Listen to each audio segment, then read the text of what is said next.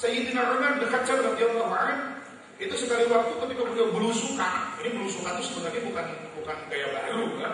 Belusukan itu gaya lama. Sayyidina Umar berkaca radhiyallahu anhu beliau keliling kampung ditemani sama asisten paling akrab dengan beliau, Sayyidina Aslam.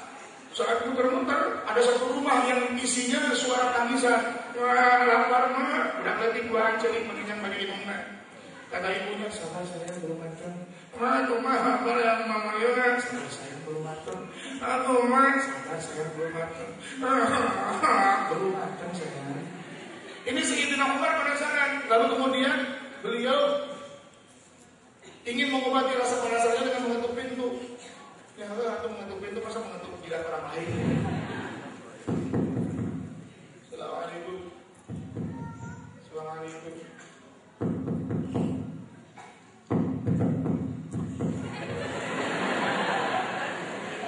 Si ibu membuka pintu dengan penasaran. Kisanak siapa gerangan?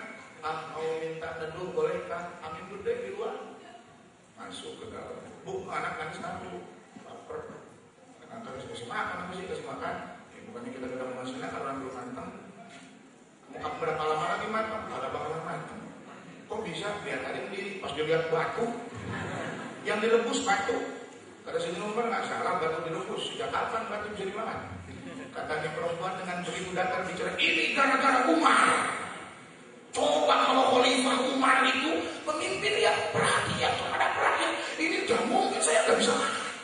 Ini Umar marah. Yang diomongin Umar di depan Sayyidina Umar. Sayyidina Aslam, asisten Sayyidina Umar, memperakat kan? Nah, nama berbalik di rana. Berbalik di rana. Diracak wae. Aduh, itu main aneh-aneh. Aneh-aneh diracak. Sayyidina Umar tepuk kena pundak Sayyidina Aslam, isyarat slow bro, bolos aja coy. Lalu kemudian Sayyidina Aslam paham strategi sang khalifah yang cerdas, luar biasa, sedang-sedang. Sedang-sedang dan sebangsa air. Aduh. Sayyidina Umar kemudian pamit ke gudang ambil gandum sekarung. Kata Sayyidina Aslam, buat apa khalifah? Ya buat dikasihin ke emak-emak yang tadi, ke jajar yang tadi, yang ibu-ibu. Saya aja yang bawa, wahai khalifah. Ente mau? Pangawalkan di taruh, ya kersa itu, pangawalkan di taruh. Sekalian di akhirat pangkamu dan dosa kurang. Oh tidak. Lalu kata Sayyidina Umar, ya sudah saya yang nanggung. Dibawa, disanggakan ke pantok dari, dipasak punya lirah ke Sayyidina Umar. Tos asak, dari kemudak sama Sayyidina Umar deh. Kemudian dituang, tos barang si ibu nyari osir, menimbakan salirah di sana. Malah ini oleh mata gitu boleh. Ya Allah, salirah menimbakan. Dari salirah, Masya Allah, mereka soleh-soleh ini. Coba Bapak Khalifah Umar sampai ke salirah. Seandainya Khalifah Umar itu semulia engkau, maka tentu tidak ada rakyat miskin yang kelaparan seperti saya. Peperakat ini Sayyidina Aslam.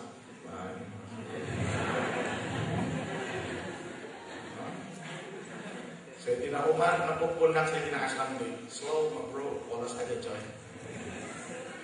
Lalu kemudian mereka berdua pulang setelah memberi arto salib. Selang besok Sayyidina Umar bikin sebuah acara di tengah-tengah pasar, sehingga semua hadir ke tengah. Khalifah Umar datang. Minum jika kira di panggung Sayyidina Umar bicara, si ibu hadir bingung. Betul kia Khalifah Umar teh.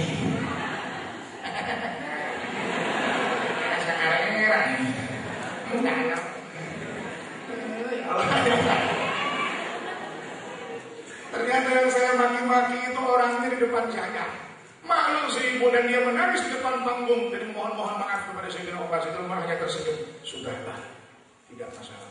Lalu Sayyidina Umar berteriak.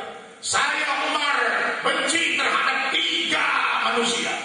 Yang pertama, pemimpin yang lupa rakyat. Dia tak perhatikan siapa yang dia pimpin sampai ada yang tidak terpedulikan. Yang kedua, saya benci terhadap orang yang tidak penasaran bersedekah, padahal orang-orang di sekitarnya sibuk bersedekah. Yang ketiga, saya benci terhadap laki-laki yang mampu, kaya, sejahtera,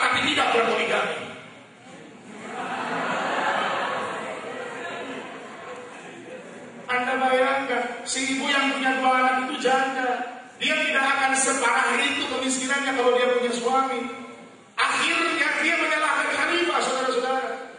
Betul nggak? In khiftum an la tumsitu fil yatama fankihul ma taba lakum. Bila kau khawatir tidak bisa sayang terhadap anak yatim, kawin mana? Hari uang misalnya budak yatim hidungnya dikawin kuburan. Itu. Dalam kurangnya anak yatim sehari tahun ini dari bakti sosial sekarang tahun depan balik bakti sosial dari anak yatim. Santunan untuk anak yatim paling di Ramadan, nanti juga tahun depan lagi. Tapi kalau istrinya sudah dinikahi maka anaknya jadi anak. Dikirakan belum apa? Betul. Saya tidak mengajarkan dan menyuruh untuk berpoligami, dan saya tidak memaksa bapak-bapak untuk berpoligami dan pikirnya sorangan. Nah, saudara-saudara, enggak, maksud saya begini. Poligami itu masuk ke dalam hak prerogatif masing-masing. Kalau ibu-ibu tidak mau dipoligami, sederhana, beri lakukan 3 hal. Kedua bawa til, sekarang ada til, bisa ada kompaktil, simpan 1 til, hiji, nya, bu, anak ayah, biasa hidup kenen gitu. Nomor hijina, jaga suami baik-baik, jangan sampai suami tidak betah di rumah. Salaki balik ke imah, bau karet, bau keluar duit sila juri, sumut bau cukup, kelek kau pasar inung, pakai dasar kancingnya jungjang, anak namurin kil pintu kucing mati, utangnya ngelek jangan parolong.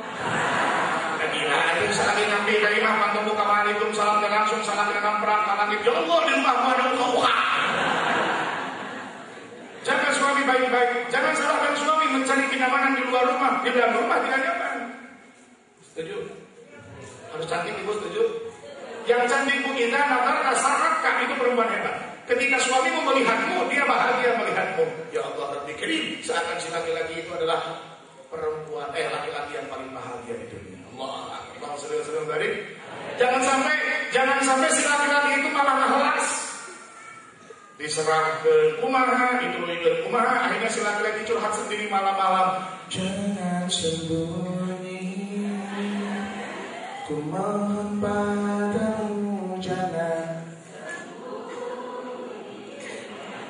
sembunyi dari apa yang seharusnya.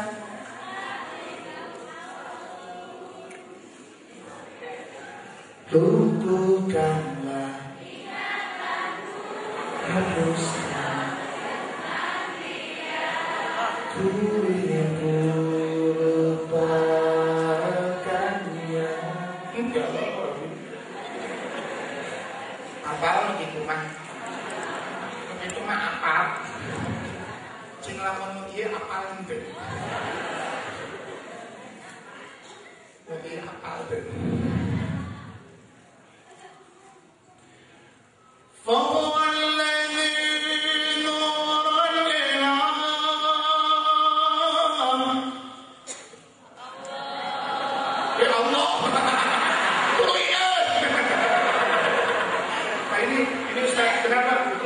Kenapa sholawat harus diajarkan sejak dini ini? Saya yakin dan percaya tidak ada satupun majelis taklim yang mengajarkan lagu lumpuhkanlah ingatanku. Tapi ingat yang hafal. Tapi sholawat diajarkan bertahun-tahun dari kenapa? Betul. Bahkan lebih bahaya Ustaz, lebih bahaya. Kalau misalnya pendidikan tidak sejak dini, anak generasi itu bisa digerus sama. Anak sekarang kalau ditanya, neng, kaparawangan, siapa?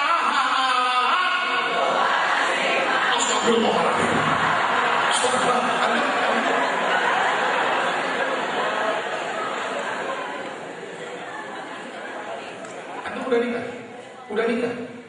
Syukur baby udah nikah. Bahaya. Kalau belum nikah bahaya. Perempuan sekarang kapal warna 12.5.